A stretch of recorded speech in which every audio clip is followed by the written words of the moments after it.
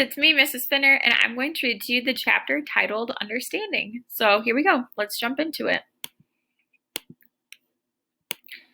I forgive you, Lily said, catching up with him on the walk to school the following day.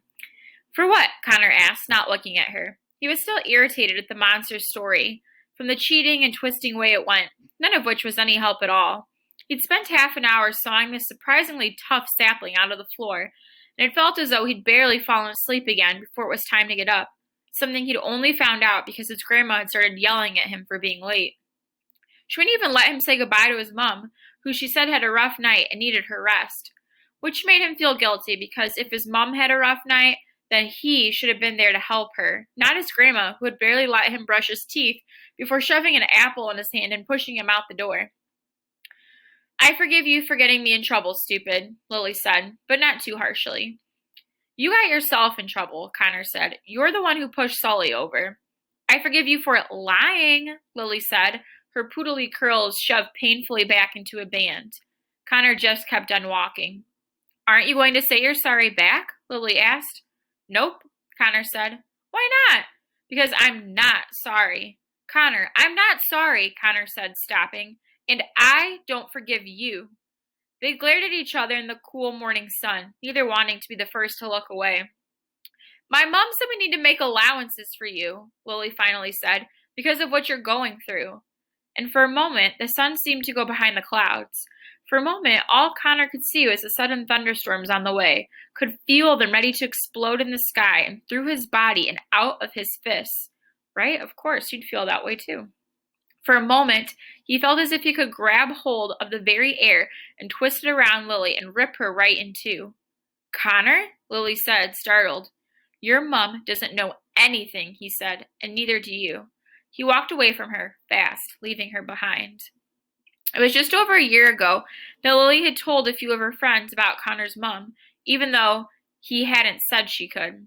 Those friends told a few more, who told a few more, and before the day was half through, it was like a circle had opened around him, a dead area with Connor at the center, surrounded by landmines that everyone was afraid to walk through.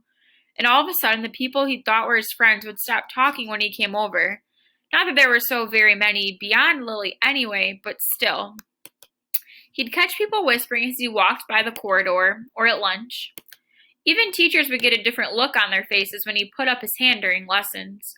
So eventually he stopped going over to groups of friends, stopped looking up at the whispers, and even stopped putting up his hand.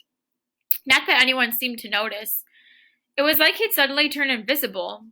He'd never had a harder year of school or been more relieved for a summer holiday to come around than this last one. His mother was deep into her treatments when she said over and over again, which she said over and over again were rough, but doing the job. The long schedule of them nearing its end. The plan was that she'd finish them, a new school year would start, and they'd be able to put all of this behind them and start fresh. Except it hadn't worked out that way. His mom's treatments had carried on longer than they'd originally thought. First a second round, and now a third. The teachers in his new year were even worse because they only knew him in terms of his mom and not who he was before. And the other kids still treated him like he was the one who was ill, especially since Harry and his cronies had singled him out. And now his grandma was hanging around the house, and he was dreaming about trees. Or maybe it wasn't a dream, which could actually be worse. He walked on angrily to school. He blamed Lily because it was mostly her fault, wasn't it? He blamed Lily because who else was there? This time, Harry's fist was in his stomach. Connor fell to the ground, scraping his knee on the concrete step, tearing a hole in his uniform trousers. The hole was the worst part of it. He was terrible at sewing. Are you sick or something, O'Malley? Sully said, laughing behind him somewhere. It's like you fall every day. You should go to a doctor for that, he heard Anton say. Maybe he's drunk, Sully said. And there were more laughter, except for a silent spot between them where Connor knew Harry wasn't laughing. He knew without looking back that Harry was just watching him, waiting to see what he would do. As he stood, he saw Lily against the school wall. She was with some other girls heading back inside at the end of break time. She wasn't talking to them, just looking at Connor as she walked away. No help from Super Poodle today, Sully said, still laughing. Lucky for you, Sully, Harry said, speaking for the first time. Connor still hadn't turned back to face them, but he could tell Harry wasn't laughing at Sully's joke. Connor watched Lily until she was gone. Hey, look at us when we're talking to you, Sully said, burning from Harry's comment, no doubt, and grabbing Connor's shoulder, spinning him around. Don't touch him, Harry said, calm and low, but so ominously that Sully immediately stepped back. O'Malley and I have an understanding, Harry said. I'm the only one who touches him. Isn't that correct? Or isn't that right? Connor waited for a moment and then slowly nodded.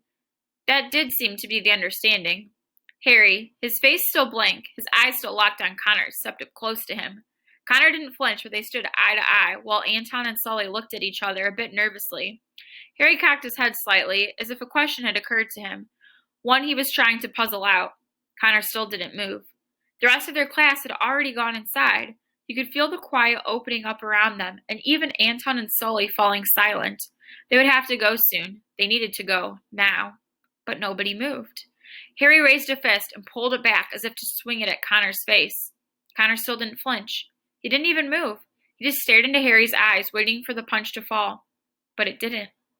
Harry lowered his fist, dropping it slowly down by his side, still staring at Connor.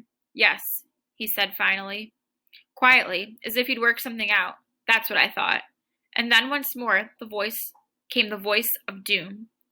You boys, Miss Kwan called, coming across the yard toward them like terror on two legs. Break was over 3 minutes ago. What do you think you're still doing out here? Sorry, miss, Harry said, his voice suddenly light. We were discussing Miss Marle's life writing homework with Connor and lost track of time. He slapped a hand on Connor's shoulder as if they were lifelong friends. No one knows about stories like Connor here. He nodded seriously at Miss Kwan. And talking about it helps him get out of himself. Yes, Miss Kwan frowned. That sounds entirely likely. Everyone here is on first warning. One more problem today, and that's detention for all of you. Yes, miss, Harry said brightly, with Anton and Sully mumbling the same. They trudged back off to lessons, Connor following in step just behind. A moment, please, Connor, Miss Kwan said. He stopped and turned to her, but didn't look up at her face. Are you sure everything's all right between you and those boys? Miss Kwan said, putting her face into its kindly mode, which she was only slightly less scary than full-on shouting. Yes, miss, Connor said, but still not looking at her. Because I'm not blind to how Harry works, you know, she said. A bully with charisma and top marks is still a bully. She sighed, annoyed. He'll probably end up prime minister one day. God help us all. Connor said nothing, and the silence took on a particular quality, one he was familiar with, caused by how Miss Kwan's body shifted forward, her shoulders dropping, her head leaning toward Connor's. He knew it was coming. He knew and hated it. I can't imagine what you must be going through, Connor, Miss Kwan said. So quiet, it was almost a whisper. But if you ever want to talk, my door is always open. He couldn't look at her, couldn't see the care there, couldn't bear to hear it in her voice, because he didn't deserve it. The nightmare flashed in him, and the screaming and the terror, and what happened in the end. I'm fine, miss, he mumbled, looking at his shoes. I'm not going through anything. After a second, he heard Miss Kwan sigh again. All right, then, she said. Forget about the first warning and come back inside. She patted him once on the shoulder and recrossed the yard to the doors. And for a moment, Connor was entirely alone. He knew right then he could probably stay out there all day and no one would punish him for it, which somehow made him feel even worse. All right, that was Understanding, and the next chapter you will read is Little Talk.